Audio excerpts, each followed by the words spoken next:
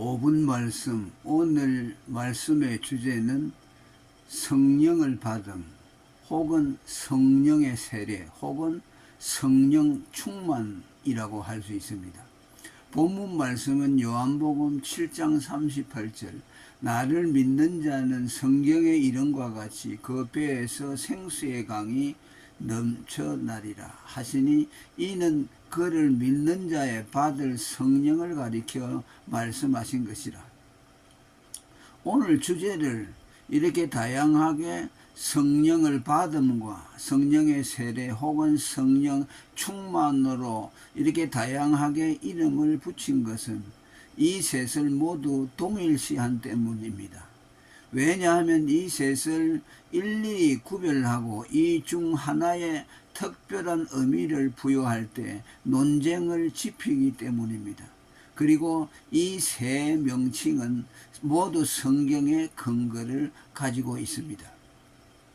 오순절주의자나 웨슬리안주의자들은 성령 충만을 제2의 중생이라고까지 하며 그것을 받은 사람과 못 받은 사람을 나누어 소위 영적 계급주의를 만들었습니다. 그러나 성령 충만은 선별된 어떤 특별한 사람, 소위 영적 엘리트나 영적 귀족들에게만 주어지는 것이 아닌 예수를 하나님의 아들 그리스도로 믿는 모든 평범한 사람에게 약속된 것입니다. 요한복음 7장 39절 오늘 본문에도 보면 믿는 자의 받을 성령이라고 했습니다.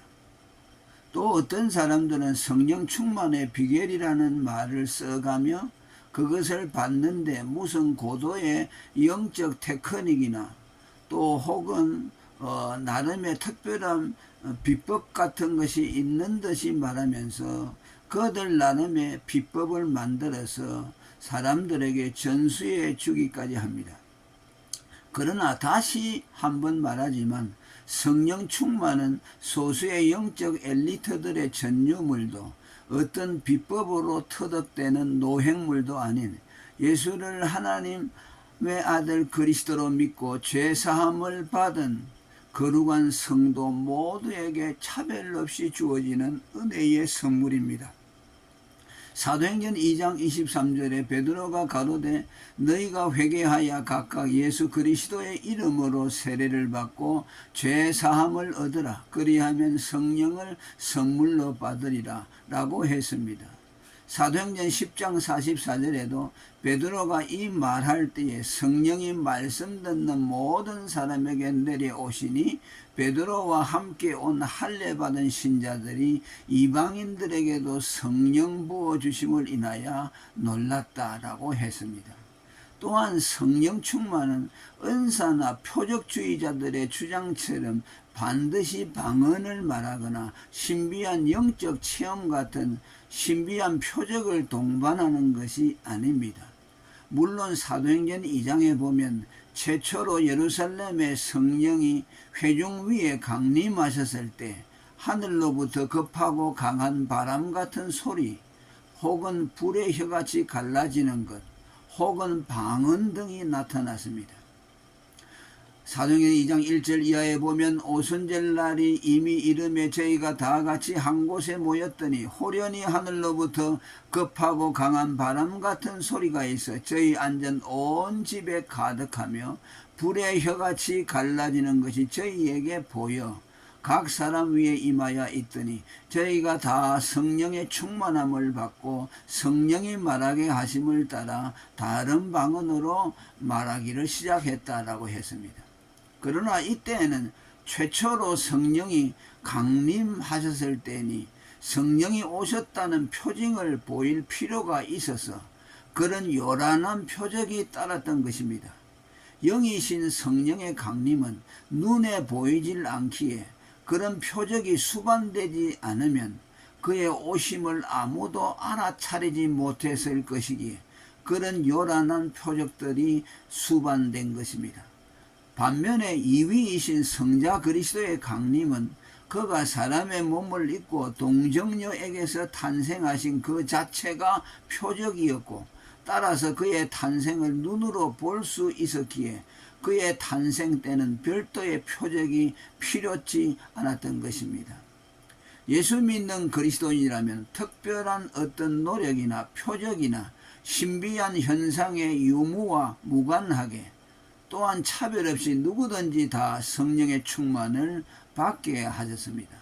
만일 누가 그리스도인이라 하면서 자신은 성령 충만을 받지 못했다고 한다면 그는 그리스도인이 아닙니다. 왜냐하면 성령 없인 거듭날 수가 없고 성령이 아니고서는 예수를 주라 할 수 없고 또 성령이 없는 자는 육에 속한 자이기 때문입니다. 요한복음 3장 5절에 사람이 물과 성령으로 나지 아니하면 하나님 나라에 들어갈 수 없느니라. 고린도전서 12장 3절에 성령으로 아니하고는 누구든지 예수를 주시라 할 수 없다라고 했습니다. 그럼 예수를 믿으면 왜 성령의 내주와 함께 성령의 충만을 받습니까? 예수 그리스도를 내 죄를 위해 죽으신 하나님의 아들 그리스도로 믿으면 예수 그리스도만을 영접하는 것이 아니고 예수 그리스도 안에 계신 성부 하나님을 동시에 영접하게 되고 그렇게 성부와 성자를 영접하면 성부와 성자로부터 나오시는 성령이 그에게 부어지심으로 성령 충만을 경험하게 되는 것입니다. 성자와 성부가 계신 곳에 성령이 임재하여 삼위께서 일체로 임재하시는 것이 성령 충만입니다. 다시 말하면 성령 충만은 성부, 성자, 성령 삼위의 완전하신 임재의 다른 표현입니다.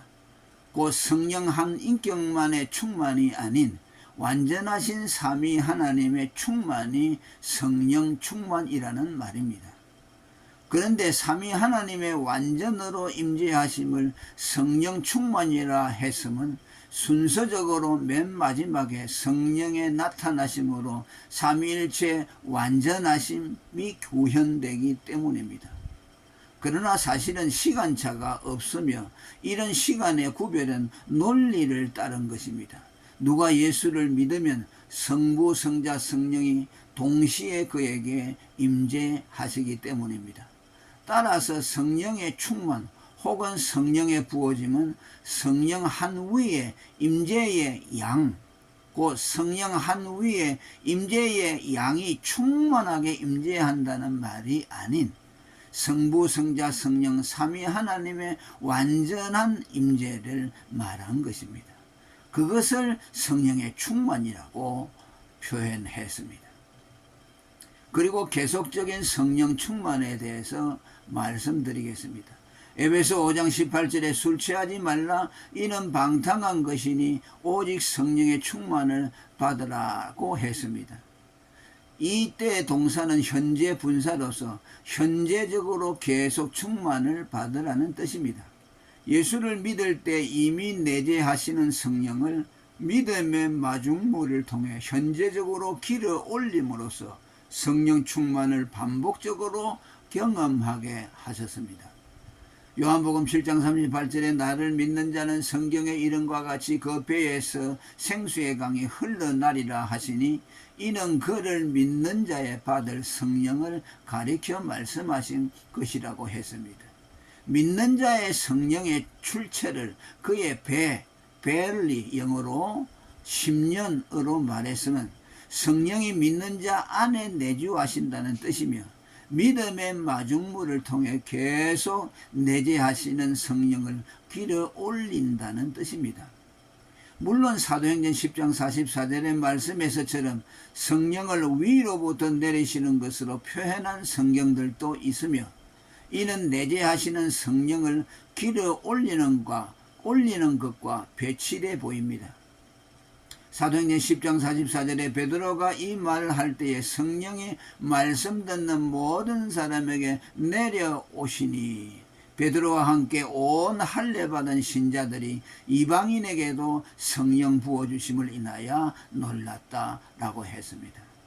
그러나 이는 서로 배치되지 않습니다. 성령께 거룩한 성별 개념을 부여해 드리기 위해서입니다. 곧 비록 성령이 믿는 자 안에 내주하시지만 내 개인의 사사로운 독점물이 아니라 는 것과 그의 존재의 거룩하심과 영광스러움을 드러내기 위해 위로부터 오시는 성령으로 표현하신 것입니다.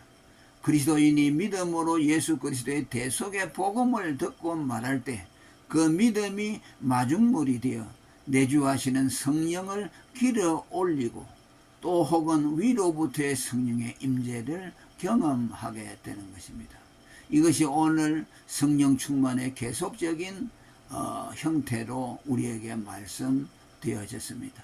여러분들도 날마다 예수 그리스도의 복음을 듣고 또 믿음으로 받고 그것을 또 다른 사람들에게 전해주는 것을 통해서 성령의 충만하심을 경험하는 모든 이들이 되시기를 축원합니다. 감사합니다.